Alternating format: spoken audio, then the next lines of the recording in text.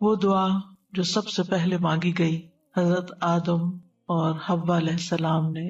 ان دونوں نے کہا اے ہمارے رب، ہم نے اپنی جانوں پر ظلم کیا، اور اگر تو نے ہمیں نہ بخشا اور ہم پر رحم نہ کیا تو یقیناً ہم ضرور خسارہ پانے والوں میں سے ہو جائیں گے.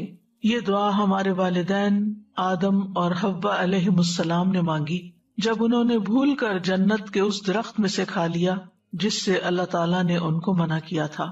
تو آدم اور حوا علیہ السلام دونوں نے کہا اے ہمارے رب، ہم نے آپ کی نافرمانی کر کے اس درخت کا پھل کھا کر دراصل اپنی جان پہ ظلم کیا ہے، اور اگر تو نے ہمیں معاف نہ کیا، ہم پہ رحم نہ کیا تو ہم ان لوگوں میں سے ہو جائیں گے جنہوں نے دنیا اور آخرت دونوں میں اپنا حصہ کھو دیا.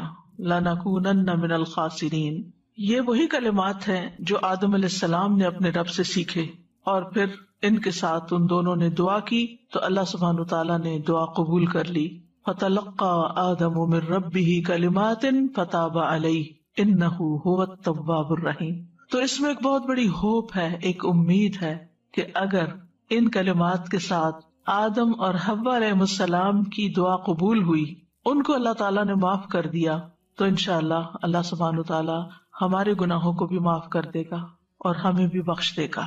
تو قالا، دونوں نے کہا ربنا، اے ہمارے رب، ظلمنا انفسنا، ہم نے اپنی جانوں پر ظلم کیا. جب انسان اللہ تعالیٰ کی نافرمانی کرتا ہے، اللہ تعالیٰ کے حکم کی مخالفت کرتا ہے، تو اللہ سبحانہ وتعالیٰ کو کوئی نقصان نہیں پہنچتا، اس کا کچھ نہیں جاتا. اس کی بادشاہت، اس کی ملکیت، اس کی قدرت سب اپنی جگہ رہتی ہے، اس کو کسی قسم کا کوئی نقصان نہیں پہنچتا. نقصان پہنچتا ہے تو خود انسان کو پہنچتا ہے، گناہ کرنے والے کو پہنچتا ہے. لہذا جب انسان اللہ سبحانہ تعالیٰ کی کوئی بات نہیں مانتا یا اللہ کے حکم کی نافرمانی کر کے مخالفت کرتا ہے تو دراصل اپنی جان پر ظلم کرتا ہے. ظلم کا مطلب ہوتا ہے کسی چیز کو اس کے خاص مقام پر جو اس کے لیے وہاں نہ رکھنا، خواہ کمی یا زیادتی کر کے یا اس کے صحیح وقت یا اصلی جگہ سے اس کو ہٹا دینا، یہ ظلم ہوتا ہے. تو ایک ظلم انسان اللہ تعالیٰ کے ساتھ کرتا ہے جس کو شرک کہا جاتا ہے، کہ عبودیت یا عبادت کا حق صرف اللہ کا ہے. جب وہ اللہ سے لے کر کسی اور کو دے دیتا ہے، کسی اور کی عبادت میں لگ جاتا ہے، کسی اور کی پوجا پاٹ میں لگ جاتا ہے، تو اللہ کا حق مارتا ہے، یہ بھی ظلم ہے. دوسری قسم کا ظلم وہ ہے جو انسان دوسرے انسان پہ کرتا ہے جب اس کو اس کا حق نہیں دیتا. پھر اسی طرح تیسری قسم کا ظلم وہ ہے جو انسان خود اپنی ہی جان پہ کرتا ہے، جیسے قرآن مجید میں آتا ہے فَمِنْهُمْ ظَالِمٌ لِنَفْسِهِ. تو ان میں سے کچھ وہ ہیں جو اپنے آپ پر ظلم کرتے ہیں. تو انسان جب بھی گناہ کرتا ہے، چاہے وہ اللہ کے حقوق میں سے کسی حق کو نہ دینا ہو، اور سب سے بڑا حق تو اس کو اپنا معبود ماننا ہے، صرف اسی کی عبادت کرنا، یا بندوں کا حق جب نہیں دیتا، یا پھر اپنی خواہشات کے پیچھے چلتا ہے اور کوئی غلط کام کر بیٹھتا ہے، تو یہ ساری ہی ظلم کی قسمیں ہیں. اور اس میں انسان پر لازم ہو جاتا ہے کہ انسان غلطی کے بارے میں سوچے، اس کا اعتراف کرے، اس کو مان لے، اور پھر اللہ تعالیٰ سے بخشش کی دعا کرے. اسی طرح ہم دیکھتے ہیں کہ اللہ تعالیٰ نے کچھ حدود قائم کی ہیں. تلک حدود اللہ قرآن میں آتا ہے، یہ اللہ کی حد ہے، فلا تعتدوا، ان کو کراس نہیں کرو، ان سے آگے نہیں بڑھو. تو کسی بھی حد سے تجاوز کرنا یہ بھی ظلم کہلاتا ہے. اسی طرح کبیرہ گناہ ہو یا صغیرہ، سب ظلم میں شامل ہوتے ہیں. اور جب انسان ظلم کر بیٹھتا ہے، یعنی دوسرے لفظوں میں گناہ کر بیٹھتا ہے، تو پھر اس کے نقصانات کا سلسلہ شروع ہو جاتا ہے. قرآن مجید میں اللہ تعالیٰ فرماتا ہے واللہ لا یہدی القوم الظالمین، اللہ ظالم لوگوں کو ہدایت نہیں دیتا، یعنی وہ اللہ کی ہدایت سے محروم ہو جاتے ہیں، وہ اللہ کی محبت سے محروم ہو جاتے ہیں. واللہ لا یحب الظالمین، وہ کامیابی سے محروم ہو جاتے ہیں. انہ لا یفلح الظالمون، یقیناً ظالم فلاح نہیں پا سکتے. ظالموں سے اللہ کا کوئی وعدہ نہیں کہ وہ انہیں بخشے گا یا نہیں. لا ینال عہد الظالمین.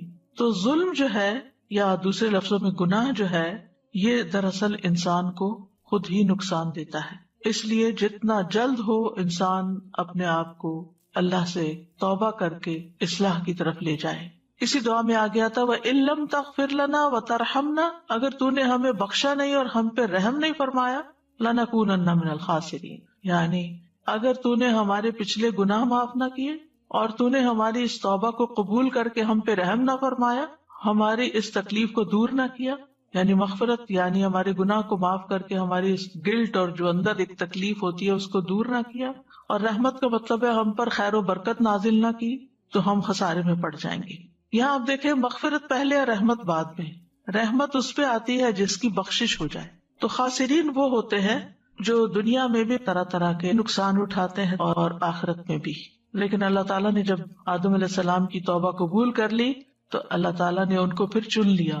ثم اجتباہ ربہ فتاب علیہ وہدی، پھر اس کے رب نے اسے چن لیا، اس پر مہربان ہوا اور اس کی رہنمائی کی. تو اس سے یہ پتہ چلتا ہے کہ گناہ اندھیرے ہیں، ظلم اندھیرا ہے، اور اس اندھیرے میں انسان کو پھر سیدھی راہ نہیں ملتی. انسان کو یہ پتہ نہیں چلتا کہ اس کو کس طرف جانا چاہیے، کیونکہ وہ گناہ کی آندھیوں میں گم ہو جاتا ہے. تو اس لیے پھر انسان ایسے کام نہیں کر پاتا کہ جو اس کی کامیابی کا ذریعہ بنے. تو اس آیت سے یہ پتہ چلتا ہے کہ گناہ کا اعتراف اور استغفار کرنا توبہ کی شرائط میں شامل ہے. یعنی پہلے آپ اقرار کریں کہ ہاں آپ نے غلطی کی ہے. پھر یہ کہ گناہوں کی نحوست بھی ہوتی ہے. گناہ ہی ابلیس کو اللہ کی رحمت سے دور کرنے کا سبب بنا اور آدم علیہ السلام کو جنت سے نکالنے کا سبب بنا. عام طور پر گناہوں کی تقسیم کی جاتی کبیرہ اور صغیرہ، لیکن ہیں دونوں ہی اللہ کی نافرمانی کے کام. کوئی چھوٹا ہے کوئی بڑا ہے. چھوٹے گناہ بھی قابل مواخذہ ہوتے ہیں اور چھوٹے گناہ مل کے جمع ہو کے بہت بڑے بھی بن جاتے ہیں. پھر اس آیت سے یہ بھی پتہ چلتا ہے کہ اللہ سچے لوگوں کی توبہ قبول کرتا ہے، جو توبہ کرنے میں جلدی کرتے ہیں اور اپنی غلطی کا اعتراف کر لیتے ہیں. جیسے ہم دیکھتے ہیں یونس علیہ السلام جب مچھلی کے پیٹ میں گئے تو انہوں نے یہ نہیں کہا کہ میں تو ایک نبی تھا اور میں تو اتنے نیک کام کر رہا تھا، پھر میرے ساتھ یہ کیوں ہو گیا. عام طور پر اگر ہم میں سے کسی پر کوئی مشکل آئے تو ہم اپنی صرف نیکیاں یاد کرتے ہیں کہ میں تو اتنی نمازیں بھی پڑھتا تھا، نفل بھی پڑھتا تھا، صدقہ خیرات بھی کرتا تھا، یہ بھی، پھر میرے ساتھ ایسا کیوں ہوا، اور ہم اپنی غلطیاں بھول جاتے ہیں. جبکہ اللہ کے نبی یونس علیہ السلام کا اسوہ حسنہ ہمیں کیا بتاتا ہے کہ وہاں پہنچ کر انہوں نے اپنی سابقہ نیکیوں کو یاد نہیں کیا بلکہ اپنی غلطی کا اعتراف کیا کہ غلطی تو میری اپنی ہے، جس کی وجہ سے میں یہاں پہنچا ہوں، جس کی وجہ سے میرے ساتھ یہ ہوا ہے. اور یہ بھی اللہ تعالیٰ کی بہت بڑی رحمت ہوتی ہے کہ کسی انسان کو یہ توفیق مل جائے مصیبت آنے کے بعد کہ وہ اپنی غلطیوں، اپنے گناہوں کو یاد کر لے اور پھر ان پر توبہ کرے اور ان پہ معافی مانگے. اور بعض اوقات تو امتحان بھی اللہ کی محبت کا نتیجہ ہوتا ہے. یعنی اللہ سبحانہ وتعالیٰ بندے کو طرح طرح سے ہدایت دیتا ہے کہ وہ سیدھے راستے پہ آئے، لیکن وہ آگے دیتا نہیں. پھر اللہ تعالیٰ اس کو کسی نہ کسی طرح آزماتا ہے کہ شاید اب یہ پلٹ ہے، شاید اب یہ میری طرف رجوع کر لے. ایک مشکل میں نہیں کرتا، دوسری ڈال دیتا ہے، دوسری سے نکلتے تیسری میں ڈال دیتا ہے تاکہ یہ اللہ کی طرف پلٹے. تو کچھ لوگ تو سنبھل جاتے ہیں، پلٹ آتے ہیں، اور کچھ لوگ اور زیادہ بگڑ جاتے ہیں. ہم نے کیا ہی کیا ہے، دوسروں کو بلیم کرتے رہتے ہیں کہ ان کی وجہ سے یہ ہوا میرے ساتھ. میں تو لوگوں کو سمجھا رہا تھا، قوم ہی نہیں مان رہی تھی، اس لیے میں نکل آیا. وہ جسٹیفائی کرتے تو کر لیتے، لیکن اس کا فائدہ کیا ہوتا؟ وہ تو اللہ تعالیٰ کو قبول نہیں تھی، کیونکہ اللہ کا حکم نہیں آیا تھا کہ آپ اس بستی کو چھوڑیں. لہٰذا انہوں نے کیا کیا؟ لا الہ الا انت سبحانک، اللہ تو پاک ہے، تیری کوئی غلطی نہیں، تو ہر عیب سے پاک ہے، غلطی تو میری تھی.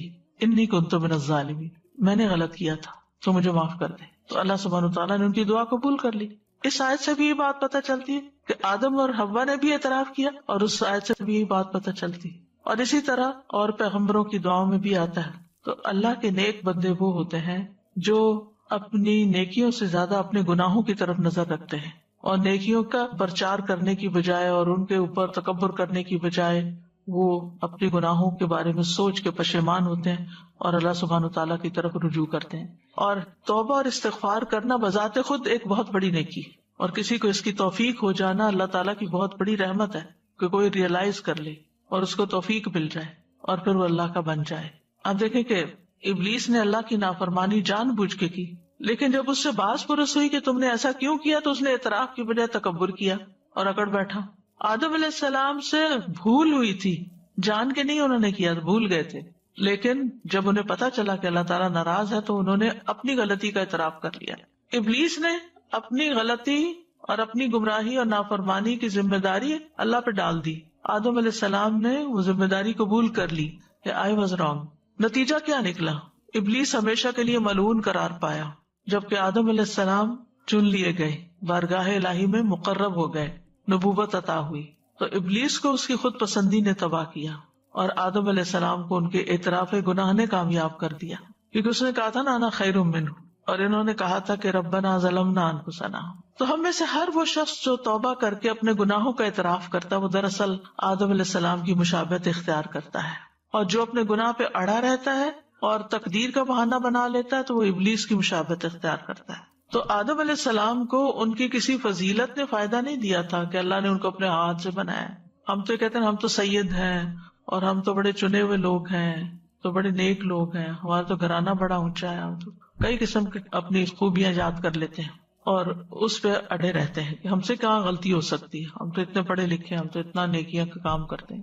لیکن آدم علیہ السلام نے ایسی کسی چیز کو اپنے لیے عذر نہیں بنایا کہ اللہ نے مجھے تو اپنے ہاتھ سے پیدا کیا تھا اور فرشتوں سے سجدہ کروایا تھا اور پھر جنت میں بسایا تھا. حالانکہ کتنی نعمتیں ان کو ملی تھی اور از یونیک، وہ خوبیاں کسی اور کو نہیں ملی.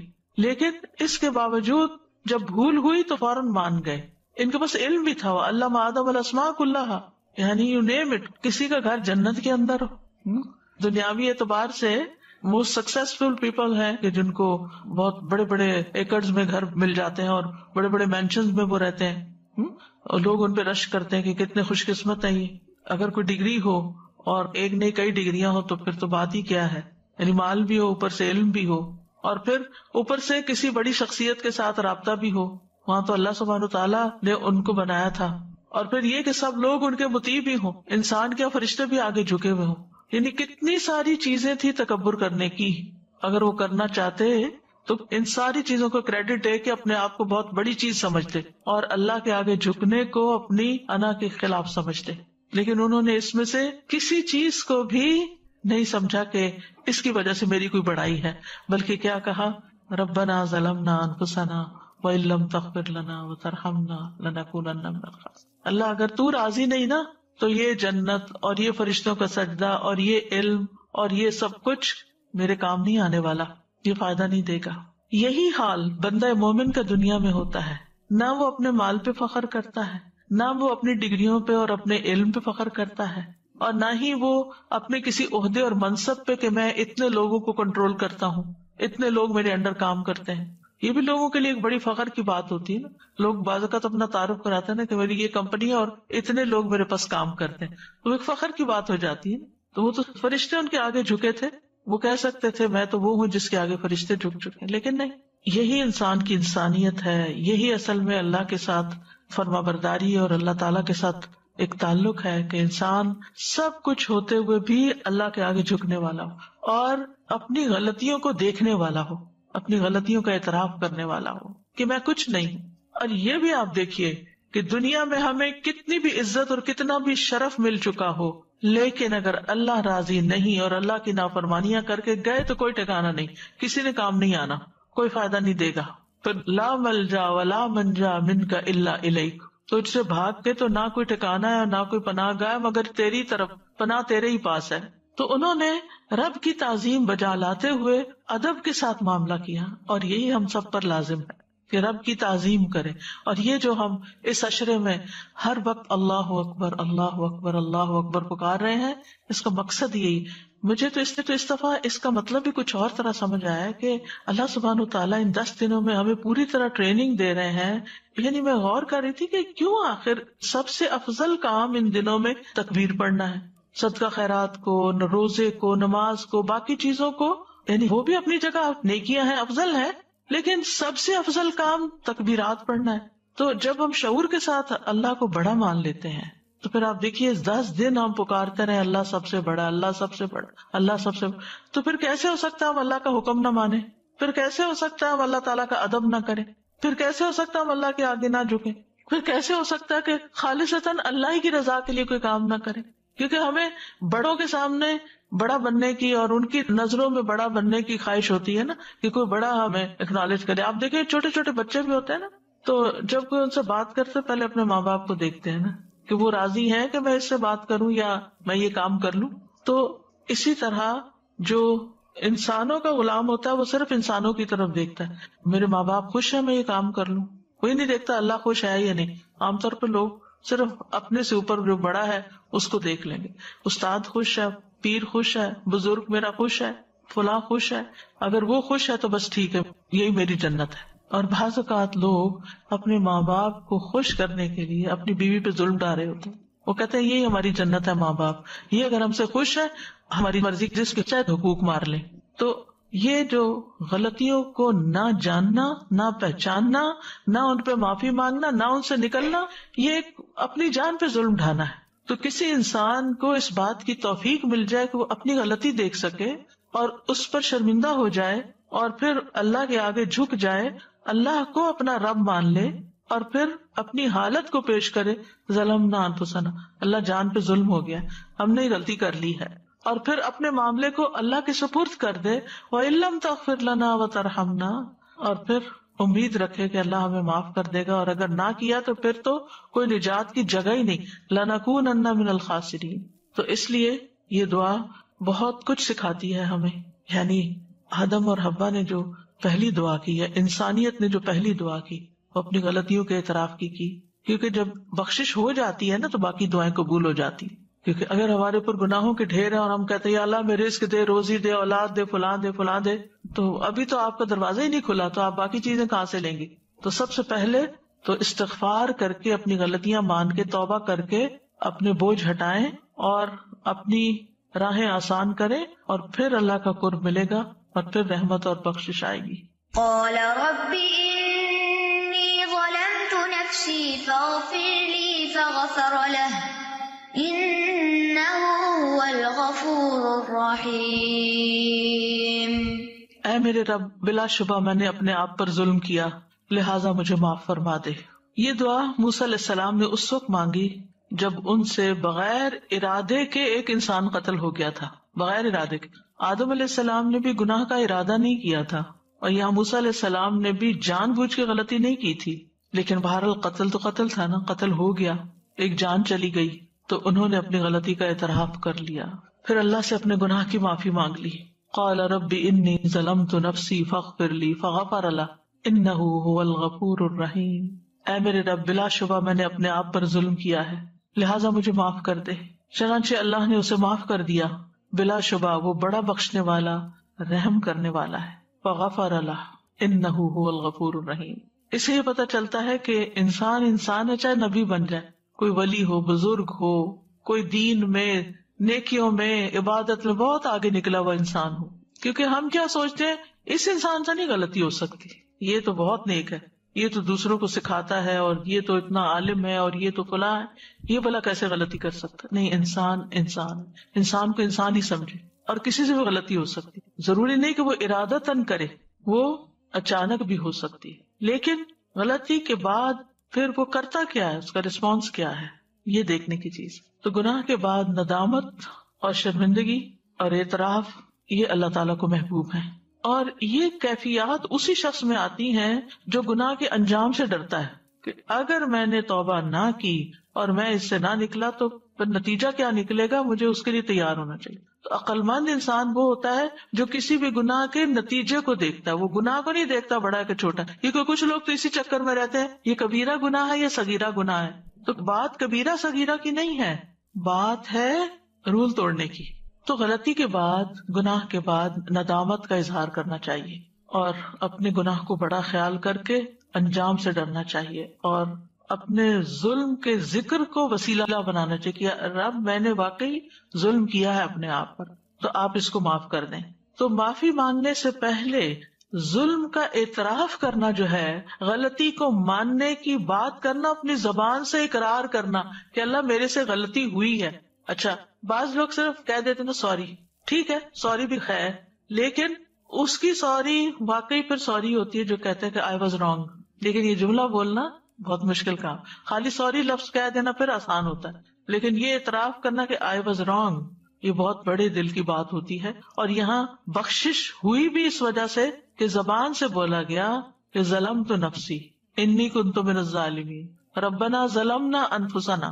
اور پھر یہ کہ گناہ ہونے کے فوراً بعد توبہ کرنا، اس کو ڈیلے نہیں کرنا، پرولونگ نہیں کرنا. کیوں؟ اس لیے کہ گناہوں کے اپنے نقصان ہوتے ہیں. بہت سی چیزیں ایسی ہوتی ہیں نا کہ اگر آپ ان کا بر وقت علاج نہ کریں، مثلا کچھ بیماریاں ایسی ہوتی ہیں آپ ان کا بر وقت علاج نہ کریں تو بڑھ جاتی، مثلا کینسر. اگر آپ علاج نہیں کریں تو وہ گریڈ 1 سے 2 میں، 2 سے 3، 3 سے 4 میں جائے گا اور ہلاکت کا سبب بنے گا. تو اس کو جتنا جلدی پکڑ لیا جائے اور جتنا جلدی اس کا علاج ہو جائے اتنا ہی اچھا ہے. اسی طرح کچھ اور بیماریاں بھی ہو سکتی ہیں، یعنی جسمانی بیماریاں، اسی طرح اخلاقی بیماریاں. اگر انسان ان سے توبہ نہیں کرتا تو وہ بڑی ہوتی جاتی.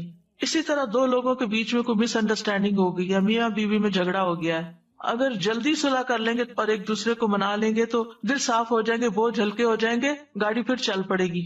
اور اگر نہیں، دونوں اگر اکڑ گئے، ضد میں آ گئے، مجھے تو معاف نہیں کرنا یا میری یہ شان کے خلاف، پھر تو وہ ٹوٹ ہی جاتا ہے نا رشتہ، پھر باقی تھوڑی رہتا ہے. نبھا وہی سکتے ہیں جو اپنی غلطیوں کا اعتراف کرتے، کیونکہ دونوں کے اندر غلطیاں ہو سکتی ہیں نا، ہم میں سے کوئی بھی فرشتہ نہیں ہوتا. لیکن اگر ایک بھی صرف سوری کرتا رہے اور دوسرا سوری نہ کرے یا دوسرا کبھی بھی اپنی غلطی نہ مانے، پھر بھی مشکل ہو جاتی. آپ دیکھیں نا کہ جب ہمارے اندر فلیکسیبلٹی ہوتی ہے، جب ہمارے اندر نرمی ہوتی ہے تو نرم چیز آپس میں جڑ جاتی ہے، پھر اگر الگ بھی ہو جائے نا جڑ جاتی، نرمی جوڑ دیتی ہے. اسی لیے وہ حدیث میں آتا نا کہ مفہوم بتا رہی ہوں حدیث، یعنی ایک گھرانے کے لیے سب سے یعنی جو فائدہ مند چیز ہے وہ نرمی. تو اسی طرح نہ صرف یہ کہ ازواجی زندگی میں کہیں آپ کولیگز ہیں، یعنی کسی جگہ پہ جاب کریں، کام کریں، آپ دیکھیں بہت سے لوگوں کو اچھے سے اچھی جاب ملتی ہے، کچھ ایسے وارننگ لیٹر مل کے فارغ کر دیا جاتا ہے کیونکہ ان کی اکڑی کہیں نہیں ختم ہوتی اور ضد میں آئے رہتے ہیں اور اپنی غلطی نہیں مانتے، سوری نہیں کرتے. نتیجہ ہر جگہ سے دھتکارے جاتے ہیں لیکن پھر بھی نہیں سبق سیکھتے، پھر بھی نہیں ریئلائز کرتے کہ ہماری غلطی ہے. آپ دیکھیے کبھی انسان سوچے کہ دوسرے کو معاف کر دینا اور درگزر کرنا کتنی بڑی خوبی ہے. اللہ سبحانہ تعالیٰ کی صفت ہے العفو، اور اللہ تعالیٰ معاف کرنے کو پسند کرتا ہے. اور اللہ سے بڑا کون ہے؟ اللہ سے بڑا تو کوئی نہیں نا. جب اللہ سبحانہ تعالیٰ معاف کر دیتا ہے تو ہمیں بھی معافی مانگتے ہوئے کیا کرنا چاہیے؟ اللہم انک عفو تحب العفو فاعف عنی.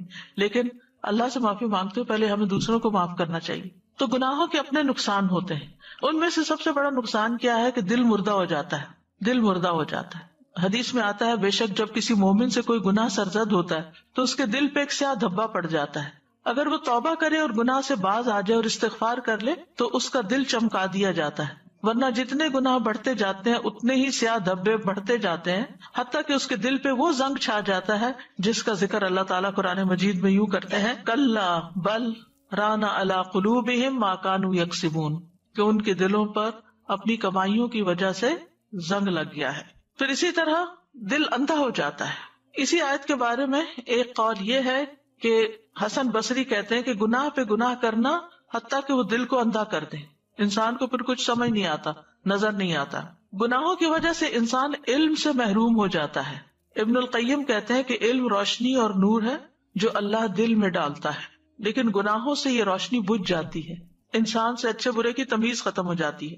امام شافعی جب امام مالک کے سامنے حصول علم کے لیے بیٹھے اور ان کے سامنے پڑھنے لگے، یہ آپ کو معلوم ہوگا کہ امام مالک کی تدریس کا طریقہ بہت انوکھا تھا، ویری یونیک.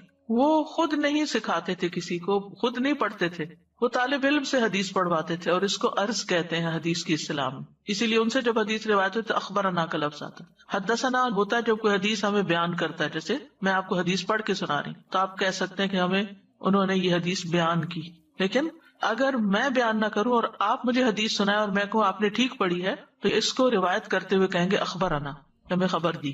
تو امام شافعی نے جب امام مالک کے سامنے احادیث پڑھی تو امام مالک کو ان کی ذہانت، فطانت، فہم و فراست بہت پسند آئی. کہنے لگے مجھے نظر آ رہا ہے کہ اللہ نے تمہارے دل پر نور ڈال دیا ہے، لہٰذا اس نور کو اپنے گناہوں سے مت بجھانا، یعنی کوئی ایسا کام نہ کرنا کہ تم سے یہ نعمت چھن جائے. پھر اسی طرح جب انسان گناہ کرتا ہے تو بندے اور رب کا تعلق کمزور ہو جاتا ہے، دل میں ایک وحشت پیدا ہو جاتی ہے، اور یہ ایسی وحشت ہوتی ہے کہ انسان کو دنیا بھر کی نعمتیں بھی مل جائیں تو دل کی وحشت نہیں جاتی، دل کے اندر سکون نہیں آتا. لیکن اس وحشت کو صرف وہی سمجھتا ہے جس کا دل بیدار ہوتا ہے، جس کا دل جاگ رہا ہوتا ہے. زندہ انسان کو ذرا سی بھی چوٹ لگے، کانٹا بھی چبھ جائے تو اس کو پتا چل جاتا ہے کہ یہ تو کچھ ہو گیا میرے ساتھ. تو وحشت کے گڑھے سے نکلنے کے لیے گناہوں کو چھوڑنا بہت ضروری ہے. پھر اسی طرح نیک لوگوں اور خیر کی مجالس سے دوری آنے لگتی ہے. جب انسان گناہوں کے کام کرنے لگتا ہے تو نیکی کی مجلسیں اچھی نہیں لگتی، پھر وہاں دل نہیں لگتا اس کا اور ان سے دور ہوتا چلا جاتا ہے، اور خیر اور بھلائی اور نیکی سے فائدہ نہیں اٹھا سکتا. وہ رحمانی گروہ سے دور ہو جاتا ہے، شیطانی گروہ کے قریب ہو جاتا ہے. پھر اسی طرح گناہوں کی وجہ سے انسان کے معاملات بگڑ جاتے ہیں. کوئی چیز ٹھیک نہیں رہتی. ابن القیم کہتے ہیں گناہوں کا ایک اثر یہ بھی ہے کہ گناہگار کے معاملات میں طرح طرح کی مشکلات اور دشواریاں پیدا ہو جاتی ہیں. جس کا وہ عزم اور ارادہ کرتا ہے اسے اس کا دروازہ بند نظر آتا ہے اور وہ اسے سخت دشوار پاتا ہے. یعنی جس کام میں بھی ہاتھ ڈالتا ہے رکاوٹیں رکاوٹیں ہوتی ہیں. اور آپ نے کئی بار لوگوں کو یہ شکایت کرتے ہوئے سنا ہوگا کہ میں جس بھی کام میں ہاتھ ڈالتا ہوں آگے کوئی نہ کوئی رکاوٹ آ جاتی ہے. اچھا وہاں بھی آپ دیکھیں کہ عمومی طور پر لوگ اپنی غلطی کو نہیں سوچتے کہ ہم نے تو نہیں کسی کے کام میں رکاوٹ ڈالی, ہم نے تو نہیں کسی کی لگ پلنگ کی ہوئی, ہم نے تو نہیں کسی اور کا گھر توڑا ہوا. اپنی کوئی غلطی یاد نہیں کریں گے. کیا کہیں گے؟ یہ فلاں نے نظر لگا دی, فلاں نے جادو کر دیا, یہ فلاں کے حسد کی وجہ سے یہ ہو گیا. پھر سارا بلیم دوسروں پر, اپنی غلطی کو نہیں دیکھنا. کتنے لوگ ہیں جو لا الہ الا انت سبحانک انی کنت من الظالمین کہہ کے اپنے ظلم کو اپنے اندر محسوس کریں کہ میں نے یہ بھی غلطی کی ہوئی ہے, میں یہ بھی کی, یہ بھی پتہ نہیں کون سی غلطی آگے آئی ہوئی ہے. لوگ دوسروں کے لیے پڑھتے ہیں 1000 تم پڑھ دو, 1000 فلاں پڑھ دے, وہ فلاں پڑھ دے. تو یہی میں ہمیشہ کہتی ہوں کہ آپ کسی کے بہاف پہ کہہ رہے ہیں, مسئلہ اس کا ہے اور آپ کہہ رہے ہیں میں ظالم ہوں. ٹھیک ہے, ہم میں سے ہر شخص ظالم ہے کسی نہ کسی درجے میں, لیکن کسی کے بہاف پہ کیسے پڑھ سکتے ہیں؟ تو جب سوچے سمجھے بغیر انسان پڑھتا ہے تو پھر اس کا کیا فائدہ ہو سکتا ہے؟ ریسنٹلی میری ایک فرینڈ ہے بچپن کی, ان کے ساتھ میرا کافی باتیں شاتیں شروع ہوئی. تو وہ وڈو ہوئی, انہوں نے اپنی بیٹی کی شادی کی. بہت میں نے سمجھایا کہ آپ اپنی لمٹس میں ہی کریں, لیکن پھر بھی انہوں نے اتنا قرضہ اٹھا لیا اس شو شاہ میں اور سب دکھاوے میں اور سب کچھ. اور جیسے ہی شادی ختم ہوئی ساتھ ہی بیٹے سے نا کوئی ایکسیڈنٹ ہو گیا اتنا خوفناک کہ بندہ مر گیا. اب وہ بار بار اب جو نیک بندہ ملتا ہے اس کو کہتی میرے بیٹے کے لیے دعا کریں, وہ لوگ معاف کر دیں, وہ معاف کر دیں. اور پھر پتہ نہیں میرے سے بات کرتے کرتے اس کو ایک دم احساس ہوا کہ میں نے بہت دکھاوا کر دیا. تو یہ تو نہیں ہوا کہ بھئی یہ مجھے اس کی سزا ملی. میں نے کہا اللہ نے آپ کو خود ہی سجا دیا, اب آپ استغفار کریں. تو یہ ہوتا ہے کہ ہمیں خود کو احساس نہیں ہوتا, جب آپ کسی سے بات کرتے ہیں تو کئی دفعہ آپ کی وہ بات اللہ تعالیٰ سجا بھی دیتا ہے. وہ لیئرز آ جاتی ہیں نا اوپر, وہ ہٹتی ہیں تو پھر انسان کو آئینہ نظر آتا ہے. پھر یہ کہ ابن القیم کہتے ہیں کہ عمر, رزق اور عبادت کی برکت چھن جاتی ہے. کہ گناہوں کی ایک سزا یہ بھی ہے کہ عمر, رزق, علم, عمل, اطاعت, عبادت کی برکتیں چھن جاتی ہیں. دین و دنیا کی خیر و برکت گناہگار سے سلب کر لی جاتی ہے. نافرمان بندے کو آپ سب سے زیادہ خیر و برکت سے خالی پائیں گے. نہ اس کی عمر میں برکت ہوگی, نہ اس کے دین و دنیا کے کسی کام میں, کسی کام کا نہیں. کیونکہ اللہ تعالیٰ کا وعدہ ہے وَلَوْ أَنَّ أَهْلَ الْقُرَىٰ آمَنُوا وَاتَّقَوْا لَفَتَحْنَا عَلَيْهِمْ بَرَكَاتٍ مِّنَ السَّمَاءِ وَالْأَرْضِ وَلَٰكِن كَذَّبُوا فَأَخَذْنَاهُمْ بِمَا كَانُوا يَكْسِبُونَ. اور اگر ان بستیوں کے رہنے والے ایمان لاتے اور پرہیزگاری اختیار کرتے تو ہم ان پر آسمان و زمین کی برکتوں کے دروازے کھول دیتے, لیکن انہوں نے جھٹلایا تو ہم نے انہیں اس کی وجہ سے پکڑ لیا جو وہ کمائی کرتے تھے. اس سے یہ پتہ چلتا ہے کہ جب بہت سارے لوگ کسی بستی میں ایسے ہوں تو پھر ساری بستی کی شامت آ جاتی ہے. آپ دیکھیں کہ اس وقت کورونا کے بعد جو دنیا بھر کے حالات ہوئے ہیں, یعنی ہر سیکٹر متاثر ہو رہا ہے. سب ان مشکلات کی, اکنامک کرائسس کی, پتہ نہیں کون کون سی فلسفیاں بیان کر کے کہاں کہاں کی ریزنز بتا رہے ہیں, لیکن کوئی یہ نہیں کہتا کہ ہماری بھی کوئی غلطیاں ہیں, یا ہم نے جو اسراف اتنا شروع کر دیا ہے, جو ریسورسز کو اتنا ضائع کرنا شروع کر دیا ہے, اور جو غلط جگہ پر اسپینڈنگ شروع کر دی ہے جہاں نہیں کرنی چاہیے, اور اس کے علاوہ بھی اللہ کی نافرمانیوں کے بے شمار کام شروع کر دیں, ان میں سے کسی چیز کی اصلاح تو کریں. کہیں تو ہم اپنی غلطیوں کو دیکھیں کہ ہم نے کہاں غلطی کی ہے کہ جس کی وجہ سے یہ ساری صورت ہے. زمین بھی وہی, آسمان بھی وہی, پھر کیوں قلت ہو رہی ہے؟ کہیں تو غلطی ہے نا. اس طرف کوئی جاتا ہی نہیں, سوچتا ہی نہیں, ایک دوسرے کو بلیم کرتے رہتے ہیں, فلاں کرپٹ ہے, فلاں چور ہے, فلاں ایسا ہے, فلاں ویسا ہے. ہم اگر ساری زندگی یہی کرتے رہے کہ دوسروں کی غلطیوں کو ہی اچھالتے رہے اور اپنی کسی غلطی کو نہ دیکھا اور اپنی اصلاح نہ کی, تو کبھی بھی حالات نہیں بدل سکتے ہمارے ہاتھوں. اللہ تعالیٰ فرماتے ہیں وَأَن لَّوِ اسْتَقَامُوا عَلَى الطَّرِيقَةِ لَأَسْقَيْنَاهُم مَّاءً غَدَقًا. اور اگر یہ لوگ سیدھے رستے پر قائم رہتے تو ہم انہیں ضرور بہت وافر پانی پلاتے. پانی سے مراد دنیا کی نعمتیں اور ساری رونقیں, ہم ان کو نعمتیں عطا کرتے. پھر کیونکہ گناہوں کے ارتکاب سے بندے کی روزی بھی کم ہو جاتی ہے, رزق روزی کم ہو جاتی ہے, عمر بھی کم ہو جاتی ہے.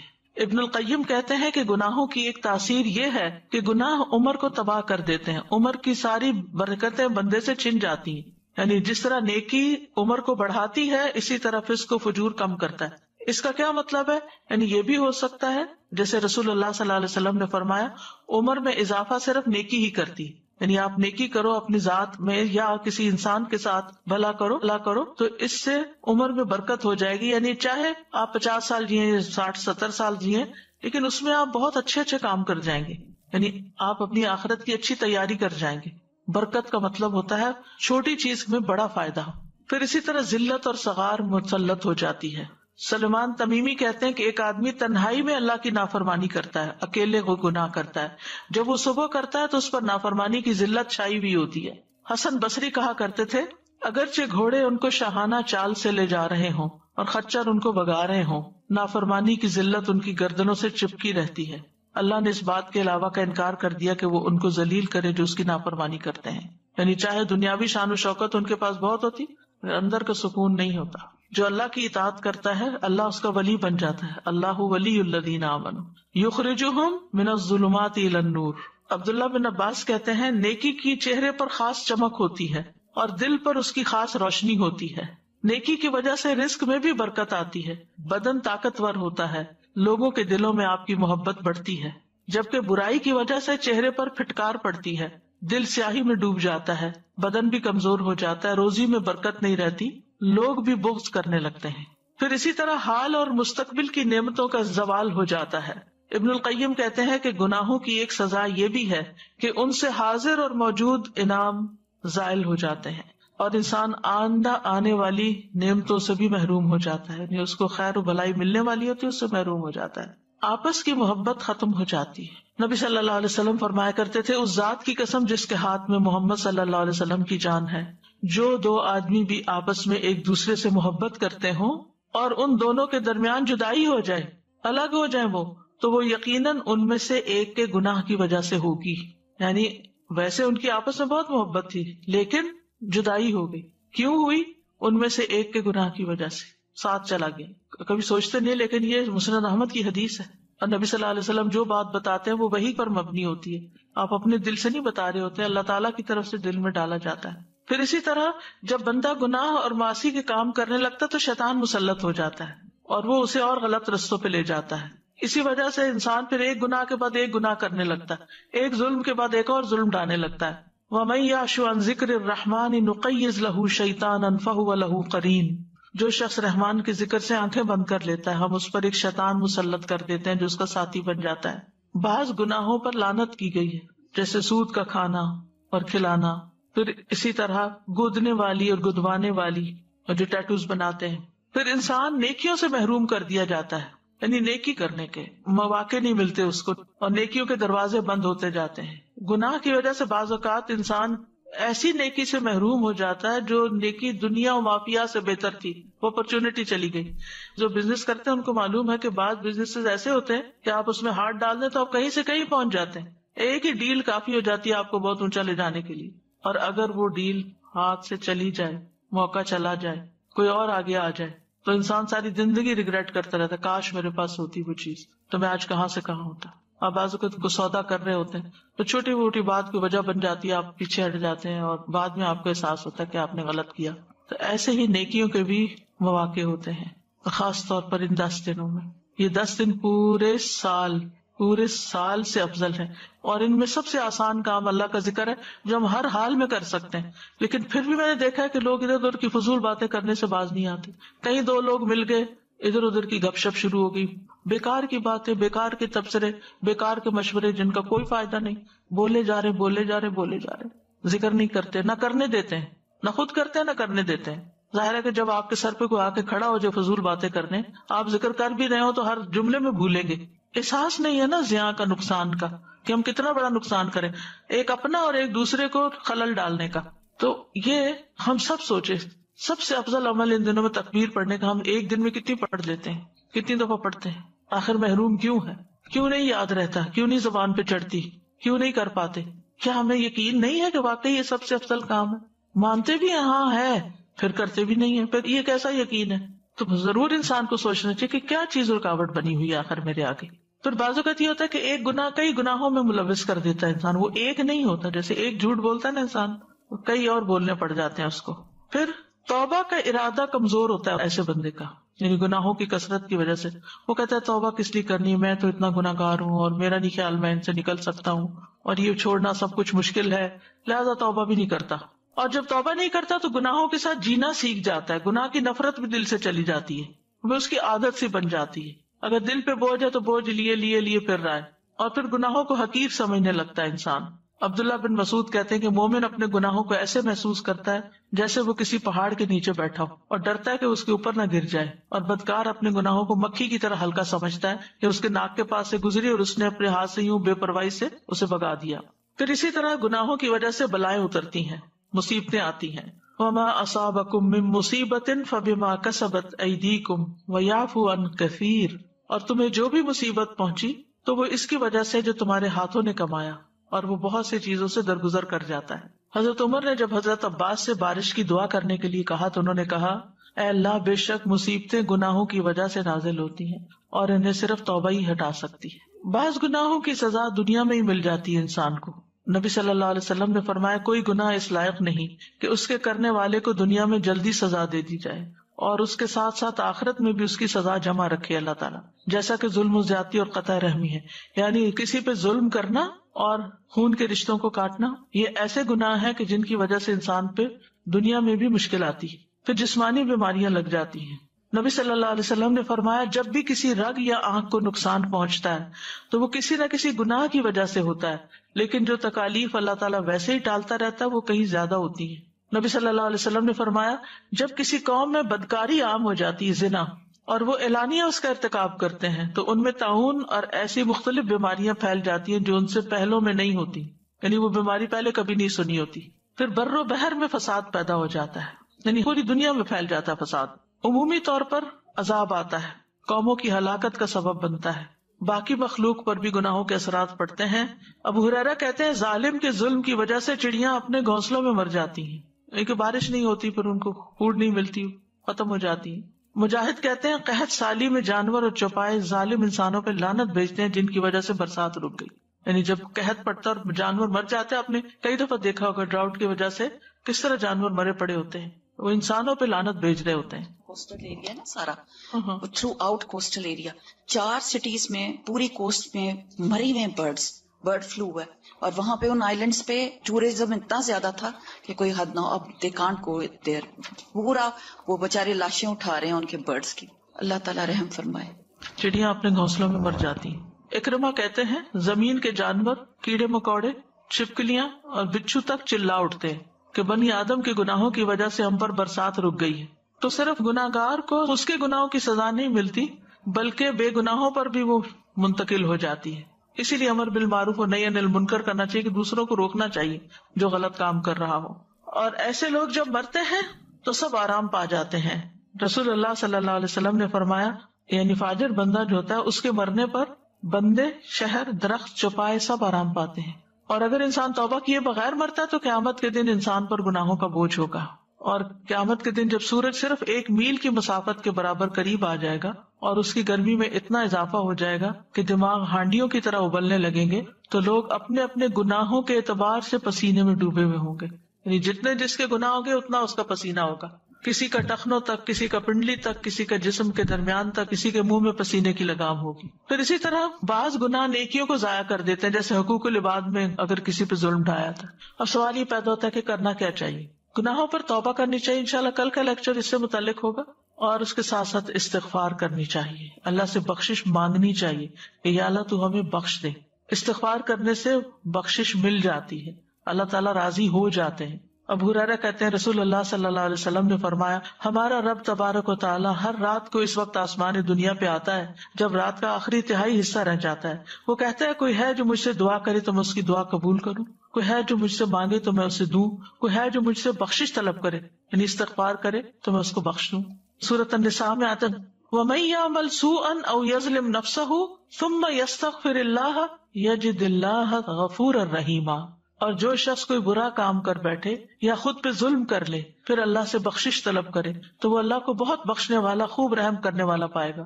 یعنی اللہ سبحانہ وتعالیٰ اس کو معاف فرما دے گا.